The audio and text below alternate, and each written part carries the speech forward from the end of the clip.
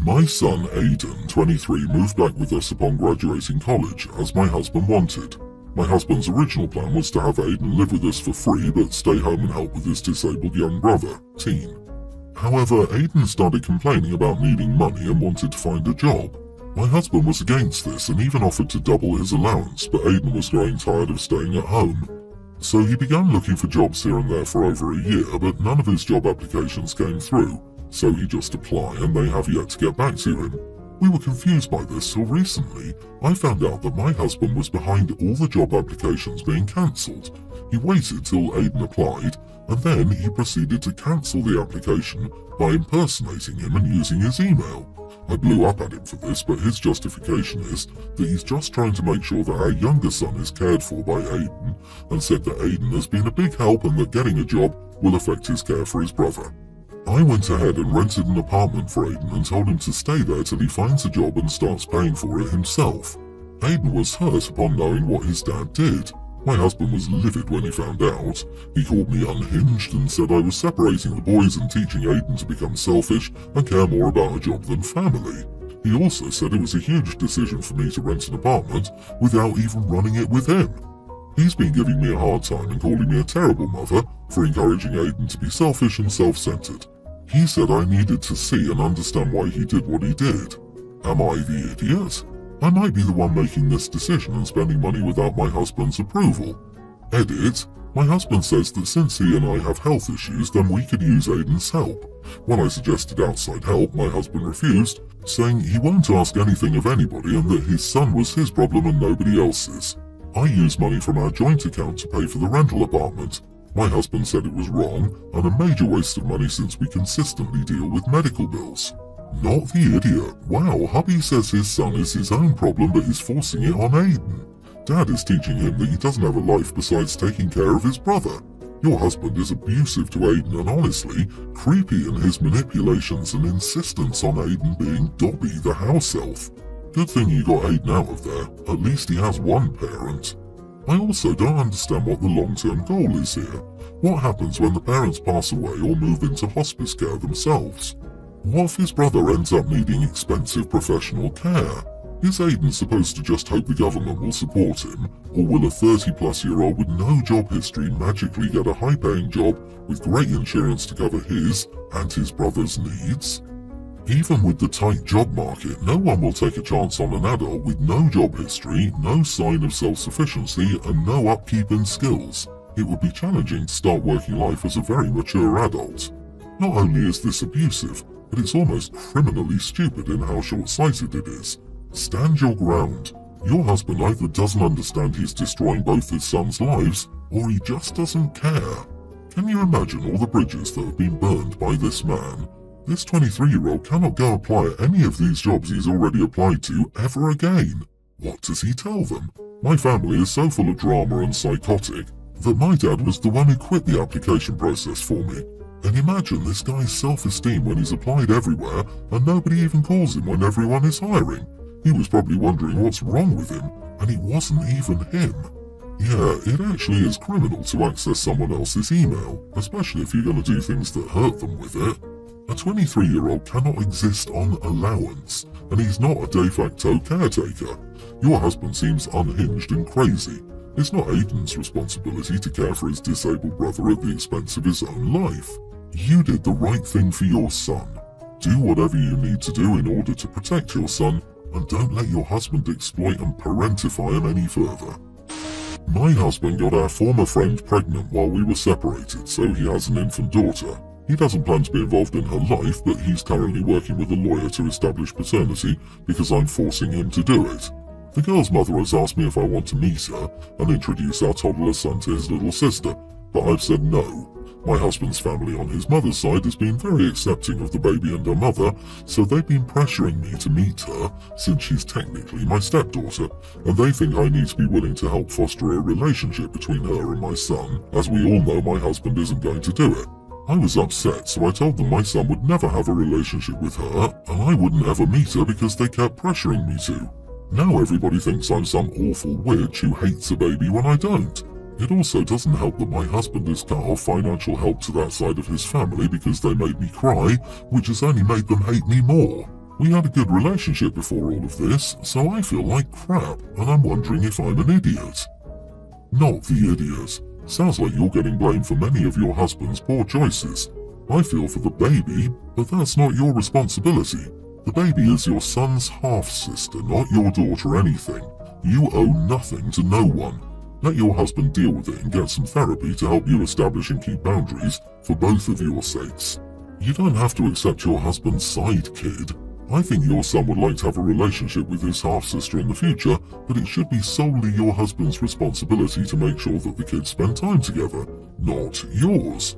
I'm honestly shocked that you gave him another chance, but with another chance comes the fact that he has another kid. OP's husband isn't the only one making poor decisions here. Even if we ignore that OP's husband raw-dogged her friend, got her pregnant, and tried to keep the pregnancy from her, OP is still the idiot. OP took her husband back but ditched the friend. She should have put them both in separate trash bins. OP expects her husband to be a father to her son while being totally okay with her husband abandoning another baby. Then OP explicitly stated that she wouldn't allow her son to have a relationship with his own sister. What is OP going to tell her son when he grows up and finds out what she and her husband tried to hide a whole sibling from him? How can she trust her husband to be a good and responsible father to her child when he can so easily abandon another? How can she even love or respect a man who would leave his own child? OP is the worst kind of hypocrite. Agreed. Everyone's the idiot here. OP doesn't have to accept her husband's side kid, but OP needs to accept that her husband has another kid and that her son has a sibling. That baby exists whether OP wants to acknowledge it or not, and that baby is going to be a part of her extended family, especially given that her in-laws are accepting of the baby. OP is trying to act like the baby is some minor inconvenience that she can just ignore. OP, her husband, and her so-called friend are all trash. OP, both you and your husband are horrible human beings, and I hope your son grows up to be a better person than both of you. Though with his parents, your poor son doesn't stand a chance. I, female 18, live at home with my parents and attend community college so I can save up to transfer. My big sister, 21, also lives at home but goes to a real college nearby, her words. I've been looking for a part-time job and asked my sister if the restaurant she waitresses at has any openings. She said maybe, but that was a few weeks ago and I never followed up. Cut to the issue. She came to my room last week and asked if I wanted to get lunch with her, and I said sure. I assumed we just go through the drive-thru, so I wore fuzzy slippers, the outdoor kind, sweatpants and a high school t-shirt, and my hair was kinda dirty in a bun. I wasn't expecting to see anyone, we've only ever gotten fast food together. We only eat at sit-down places with our parents. We pulled up to her restaurant, and I told her I really wasn't dressed for that, so could we eat somewhere else? She said to not worry about it and we went in. She immediately went to say hi to her friend at the hostess stand and left me with her manager. I thought it was weird that the manager was standing in the front until she told me I was there for an interview. Apparently my sister did get me an interview but thought it would be hilarious to embarrass me in front of her co-workers by catching me off guard. I was so shaken that I immediately said, sorry, I wasn't expecting this, turned around and just left. At the time, my sister died laughing and didn't say much, but apparently she's now facing the consequences at work because her manager's really upset at having her time wasted and thought what my sister did was unprofessional and not funny. I don't think she'll get fired, but she had her hours reduced and a formal write-up. Now my sister's blaming me for making her look bad by not going through with the interview. Her friends have called me mean names, making me feel horrible, but I'm so torn. I haven't told my parents yet, but I'm really embarrassed and I don't want to get into trouble. My friends are split between thinking I should have tried to be strong and finish the interview, but others are supportive of my decision. I don't know anymore, I'm just really confused. Not the idiot. Your sister attempted to humiliate you for a laugh and her boss reacted predictably to her terrible unprofessional behavior. Actions meet consequences. Agreed. As a manager, even if OP hadn't left, I would have been upset that Sis brought someone to me unprepared and looking like a mess. No matter what OP did, Sis would look bad in the boss's eyes. She only made it worse by confirming it was intentional with the laughter. That, for me, would take it from a write-up straight to firing her. If anything, the boss is too forgiving by only cutting hours. OP, your sister is 21 years old and got a thrill out of trying to humiliate you at her workplace. She seems like a very mean and petty person, and to me also pathetic, but dangerous enough to not want to be anywhere near her. I hope she has some redeeming qualities. I don't think you need to worry about whether you should have stayed or not. You did what you had to do, and it was in your right. Your sister's behaviour, though, is unacceptable, and having consequences is only fair. Yeah, you didn't get the referrer in trouble. She got herself in trouble. She's trying to victimise herself so she doesn't have to acknowledge she was a crappy human being. She was just cruel and malicious. I'd definitely inform your parents about it. Even if they can't do anything about it since you're both adults, letting her get away with her bad behaviour by hiding it from them will never help her and will only enable her behaviour. I, 19 male, smoke all day every day. It's just a normal part of my routine and I don't see anything wrong with it. And this is not something that I want to be judged on. My mom is completely against me smoking herbs and she's always telling me to stop. I believe that it's nature's medicine and that society oppresses those who use it. It's helped me in so many ways, and it upsets me that it's still stigmatized. My mom told me a few days ago that my uncle and younger cousins, a preschooler and a young child, would be over around 3 p.m. yesterday and asked me not to smoke that day. She always gets upset if she sees me smoking, so I didn't do it while she was home. She went to the grocery store in the morning and I figured it'd be okay to blaze up in Mom's living room with the windows open before my cousins showed up. Well, as it turns out, my uncle and 2 cousins showed up early and walked in as I was smoking a joint and lounging on the couch in my underwear. It was a really embarrassing moment, and I'm sure my small cousins were shocked to see me like that. To make matters worse, they saw me coughing in a haze of smoke as they walked in. My uncle was upset and he screamed at me for smoking in front of the children and being irresponsible. He told me that I needed to grow up and start thinking about the consequences of my actions. I could tell he was really disappointed in me and the whole situation frustrated me. I know this was not a good situation and I regret that my cousins had to see me like that, but here's the thing, I don't think I did anything wrong. My mom told me the wrong arrival time, so how was I supposed to know that my cousins would be coming over early? And I don't see the big deal about smoking in my own home, as long as I'm not bothering anyone. This would have been avoided if I had been told the correct time. Regardless of your way of life, your cousins are children and should not be around smoke. Your mom made it clear and asked me not to smoke on that day. You smoked. You got busted. You're the idiot. And you need to grow up, not because you smoke, but because you smoke all day every day and don't take responsibility for yourself or your actions.